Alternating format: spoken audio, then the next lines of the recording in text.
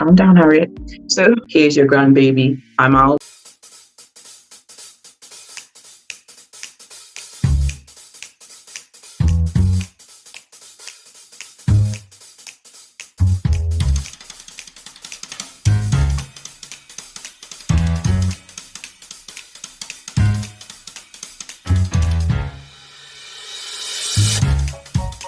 Sista.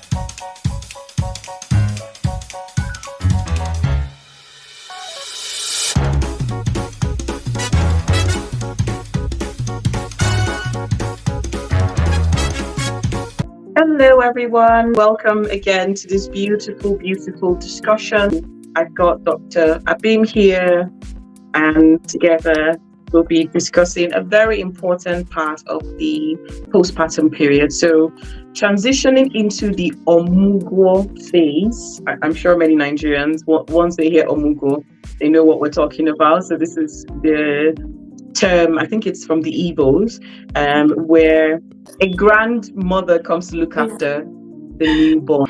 And this can be a very, very delicate time, can't it? I've been setting the stage right for a peaceful experience is very, very important. Absolutely. And today we'll be talking to you, I'll be discussing actually how to navigate these changes and, with understanding and mutual respect for both you and your parent-in-laws.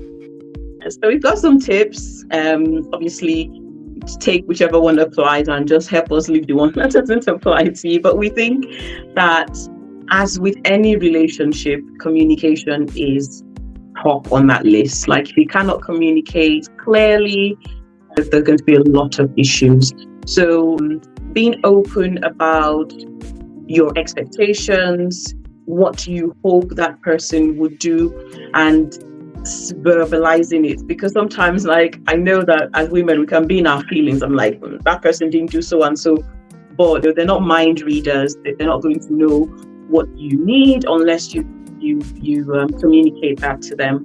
And it's really important to let them know what support looks like from your perspective, because they also are coming with their expectation as to what they want to help support you with. And you probably, also had this picture in your mind as to what they would be doing. So it's important to discuss that so everybody kind of knows what you want, and they also know what they can give you to fulfill that thing that you want. And when it comes to chores, quiet time. So, I was saying to Abim earlier, when I had that support, I would say something like, I literally need at least an hour of shut eye. Here's your grandbaby. I'm out. Obviously, I say it that way because of the pre-existing relationship. You may not say that exact same way, but you're still sending the same, you're driving home the same point, and she knows. So you've already set it in her mind that she knows that for the next 1 hour, this person needs some quiet time. Yeah, I think, owning and recognizing when you need those quiet times or those moments would also be key to help you communicate that, properly. One other thing that I think would be very important is sort of setting the tone of what is expected, with caring for the newborn. Obviously, because of the cultural differences, you don't want to, for example, maybe not adhere and then something happens, and that would not be treated lightly in these environments. So things like practicing safe sleeping, feeding methods. I mean, hopefully nobody is force feeding their babies anymore, but these are things that were practiced and might be suggested to you. So just being aware of what the feeding practices are where you live, the healthcare procedures as well. We did speak about cord care in our previous video. So there, cultural expectations that some people might come with, just letting them gently know that these are not appropriate, or just sort of managing the expectations as to what would be appropriate with caring for the newborn would be important, just to get a smooth sailing transition. I couldn't agree more. That's absolutely right, because obviously don't want to get into actual legal trouble because you're trying to accommodate what someone else's thoughts and feelings. You should know better, because this is your own community now, or your own society now. I think it's also, important for everyone involved to remember that it's not just the new mom that needs rest. The person who's come over as well, you might have had 2 or 3 days consecutively where baby's been up, you've been up, but maybe they've been up as well. So even if they weren't with you in the room, they've probably not been able to sleep as well because, the entire household has been up. And remembering to also give their own, thoughts, feelings, what might be going on with them, some priority. Yes, we know that you and your little one are the center of attention this time, but it's also important to recognize that they also need some space, to rest and relax and put up their feet. And coming up from that, I think a nice one that we should just transition into would be food. Obviously, there's lots of local variety. With the cost of living crisis, we know that food categories that might be a lot more tasty or a lot more enjoyable for them or for people visiting is a lot more pricey than what you've got locally available. So maybe gently introducing what is available here, in form of what you've got locally available, just so that you're not spending so much, because obviously it's not very likely that you're making as much as you did previously when you were working and things. Also, going off food, one thing that I think is quite important to prepare for this transition would be, as much as possible, taking charge of your pre-partum or your pre-delivery state and batch cooking as much as you can. So you want to have lots of soups, lots of things that they can enjoy, just so that they don't feel like you've traveled all the way and then you starved them, because that wouldn't be a very pleasant experience for them. Food is a big part of our lives, isn't it? I need to. In the center of any events that's happening, like food is it plays a very big role. Like, I do agree. Like, I remember all those years, first coming to the UK and feeling sick because I hadn't had a certain kind of food for a long time. So imagine someone who's come over to look after. You need to think about those things. We may not necessarily readily think about it as being contributory to how they behave, but that person might not feel okay in themselves, not because they have a physical illness, but because they're homesick or they miss certain foods, so it's important to try and think about that person as well, because it then helps you understand their perspective. One common thing for us is things like yam and potatoes. Like, I'm like, oh, bro, it's potatoes, like, just get on with the program. But a lot of people are like, no, it's not yam. They want to have the proper yam and stuff, and I'm just like, oh, it's such a hassle, with the price of what 1 tuber of yam costs, and you're like, oh. But it's okay to have it on the occasion, but also maybe you can say, oh, we've got some potatoes, would you have potatoes today? And then maybe we can do yam later on in the week or something. But and we may not want to, because culturally, again, I can only speak from a Nigerian perspective because I am Nigerian. Culturally, we are very proud people as Nigerians. So you probably don't want to be putting your business out there and being like, it's expensive. And they'll be like, if you can't afford to be in the UK, why don't you come back to Nigeria? You get me? Like, but at the same time, I think it's how you put it to them and saying, it's more cost effective. We've got a newborn. It's communication, like we said at the very start. Communicating is so, so important to say, yes, we want to have all of this, but maybe we can't have it every single day. So we have to kind of mix it in. Most people are very reasonable and they should understand your perspective. Some people aren't, and there really isn't a whole lot that you can do about it. So you still have when you're coming, you can bring some yams. Bring like 10 tubers of yams. Exactly. So exactly. The cost of us having to buy it here. So as part of that preparation, it's important to have that communication ahead of time. So not when somebody arrives, then you start saying, and then because it looks like you're giving rules and regulations to kind of put someone in check. But if you kind of have some of those discussions, if not all of them, before the person comes over, you've prepared them. A lot of people, especially if you're dealing with somebody who maybe hasn't been abroad before, a lot of people have an expectation, a perception of what life is like abroad, and they think, it's all glittery and you have everything, and money trees are in the backyard and stuff like that. And sometimes it's just saying that, the prices of things, obviously not at the start of the conversation, but chipping it in to say, oh, wow, the other day I looked at the price of yams and they were so expensive. And to have potatoes and eggs, I had to get the potatoes for my family or for my kids. So they already know that even you are choosing exactly. So this is what we're doing. And when the person is coming, you might then say to them, like, if you like yams, it might be a good idea to bring some over, because it's so expensive or it's so difficult to find good ones here.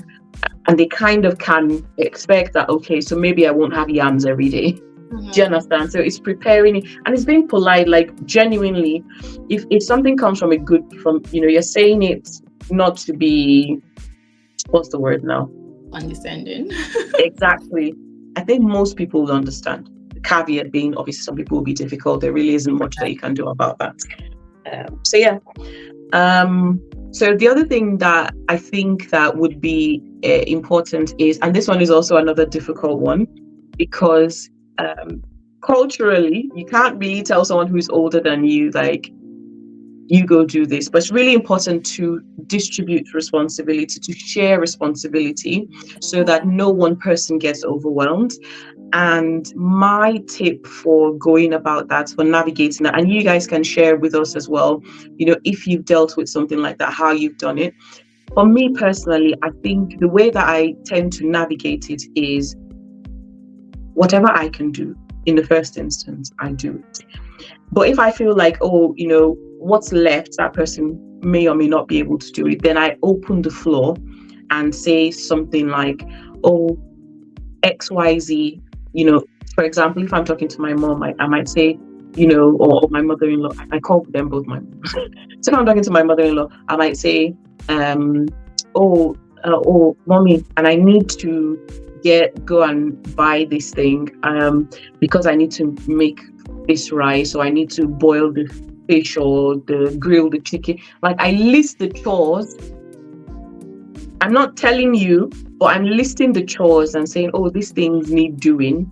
So should I quickly go and buy the thing that needs buying? Do you want to come with me, or do you want to maybe boil the fish so that when I come, I'll just add, so that way I'm giving her the opportunity to say, no, actually, I want to come with you, but when we come back, I'll boil the thing anyway. Like, make sure that somebody, people take different.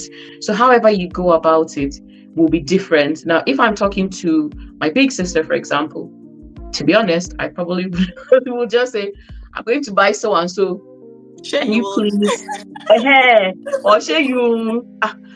You understand what I mean? So it depends on who it is, what the pre-existing relationship is. There might not be a pre-existing relationship, in which case you kind of have to test the waters, but make sure that you keep it polite, however you choose to disclose it. But I don't think that culturally, anybody would take it kindly if you just woke up and said to somebody who's much older than you, you go do this, I'm going to do that. It makes you feel some type of way. I think giving them options for what needs doing and which of these would you want to do, knowing that whether or not that person lives with you, you will still need to do your thing. So really, they're helping. Just because you're feeding an extra person doesn't mean that you should then feel like you lord it over them. They're entitled. Yeah, you're entitled to them doing nothing for you. It's a very interesting one. I haven't got any personal experience, because I'm the kind of person who will just get on with whatever needs doing and get it done. If I can't do it, then it probably would wait until XYZ day when it can be done. So it's kind of like a relaxed vibe. If you want it done, then you do it. If I can't do it, then it is what it is. I think one thing that I really wanted to touch on was the weather. Obviously, the weather is a lot different from back home, and we need to sort of prepare in terms of what season that they're coming in. Even in the UK, if it was summer, you can still expect that you might need a light jacket or something. So it's just trying to prepare ahead of their visit. Knowing what the weather conditions would be like. You want to, as much as possible, get them warm clothing. You want to think about, the temperature in your home, because some of us like it at 18, whereas it is freezing cold at 18 for some people. So just maybe providing some extra warm, fleeces, some extra warm, maybe a hot water bottle, maybe, some higher tugs of duvet and things like that. Just, putting all of that into consideration when you're setting up their space would be really helpful, as well as thinking about things that they might want to or they might enjoy doing. For example, you might not have a car, all of those added stresses of having to catch the bus, just planning ahead just so that you help them to understand that the buses are timed. They will almost always arrive at a specific time. So you want to get to where you're going to catch the bus at this time, just so that you're not waiting out in the cold and things like that. Just I think it's a lot to take in for some people, particularly when you first move abroad. But yeah, it's just the way the system is set up here, isn't it? Yeah, particularly when they're older. You don't want. I mean, I think it would be horrible if we were to flip the script and think of ourselves being older people in a new environment, terrified of getting lost. The weather is cold, where, it's just being considerate and trying to think about what the person needs, what the person might need ahead of time. And that kind of segues nicely into the next point that I was going to bring up, which is also thinking about their mental health and things that they might enjoy when they come around as well. So yes, they've come to look after your children a lot of the times, because it is quite expensive to bring them over. They tend to stay for maybe a month, 2 months, 3 months, maybe even longer at a time. And it can get very tiring if that's all they do day in, day out. I know somebody whose mom came over, and literally for the entire 3-month duration, apart from church occasionally, this woman didn't go anywhere. Do you know what I mean? Because, the story was because it was cold. There wasn't really anywhere to go. But I feel like we should do better. I think that if that person is a social person, but even someone who isn't social, they're in a new country for the first time, take them out to see stuff, take them out for a meal. It doesn't have to be the most expensive. Literally, you could take them to McDonald's and sit there with them, for under £5 or £10. You've given them an experience, take a picture with them. It doesn't have to even cost money. When it's not as cold, a short walk, if they're physically and medically able to. If they're not, a ride on the bus, just take them to town. Yeah, the ride on the bus is a winner for some people, because it's just, particularly if you could go on the top decks and whatever. Yeah, nice lookout. Yeah, you get they see stuff sometimes. It is, and you just coop this poor woman up. You forget that she has a mental health too, she might not say anything, but she's literally counting down, like she can't wait. Whether or not you do these things, she'll still be homesick because it's not her usual routine. But then if we can make it a bit better, for maybe it costs us a little bit more. And I'm not saying this to say that I don't understand that there's a cost of living crisis, but I'm saying that for it's important to just think about these things and think about ways that we might be able to incorporate them into the lives of these people who come to help us, and see how that helps them. I know churches are a great way to, get them into. So I'm Christian, so for you it might be a mosque, for somebody else it might just be a group of people. So whatever your way of becoming social with similar people. So she might find another grandma who's Nigerian at a church or a social gathering, allow them have, talk to each other if they want to, even if it's for 5 minutes. Do you know what I mean? Like, just incorporate that social aspect to their visit as well, and make sure they're not cooped up somewhere, unless if they're introverts and that's what they want. Mm-hmm. And even if at that, you should get them out sometimes, because that helps the mental health. Going off the back of the mental health chat, or the mental health aspect of it, we also need to, as much as possible, try to foster the relationships with people back home, because that would also boost their mental health. So thankfully, there's lots of technology to facilitate this, so WhatsApp video calls and whatever, and they can just get on the phone and just chat about, what their experiences are, and chat to people at home. And hopefully that helps with alleviating whatever homesickness that they might be feeling. Absolutely. One of the ones I found most interesting was, she came over, but she had a young child as well back home in Nigeria. When I say young, I mean like very late teens, so maybe 19, early 20s, that sort of age. So not like baby young. So what she would do is she would get the child to record Sunday services and just chats with people, like people that she knew. So she still had her usual like live recording, so she felt like she was there. Aww. And she had her friends, so she would get the child to pass the phone and say, the usual, see if you're a Niger, the usual post church, like forget the service. Main service for those mommies can be like the 2 hours. Oh my God, my mom used to do that a lot. Used to drive me up the walks. Like after church, just dedicate another half an hour to an hour to say, oh, hi sister, this one, hi, is everything? Oh, like, can we go home? I'm hungry, mom. But she was able to still keep up with that, and that was a big boost for her. Obviously, we do know that some people come abroad and they don't really want others to know, so that might not be the appropriate circumstance or way to handle it for some people, but for her it was. So, and she found that very helpful, because she still felt like she was there and she could show off her new grandbaby, and it was really nice for her. So yeah, that sounds like something that she really enjoyed. But yeah, it's been lovely speaking about the harmonious blend of cultures and traditions, for making a memorable and enriching postpartum journey. I hope that you found some of these tips that we've shared useful. Let us know how you've applied them, and let us know if it's actually works for you. We're curious to know how you found, or if you tried any of these.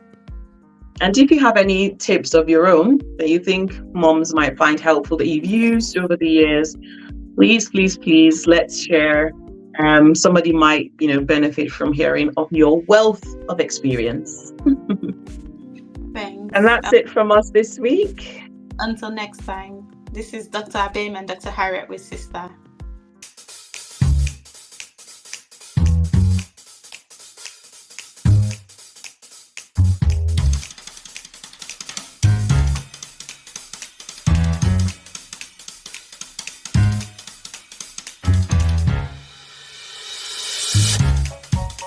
Sista.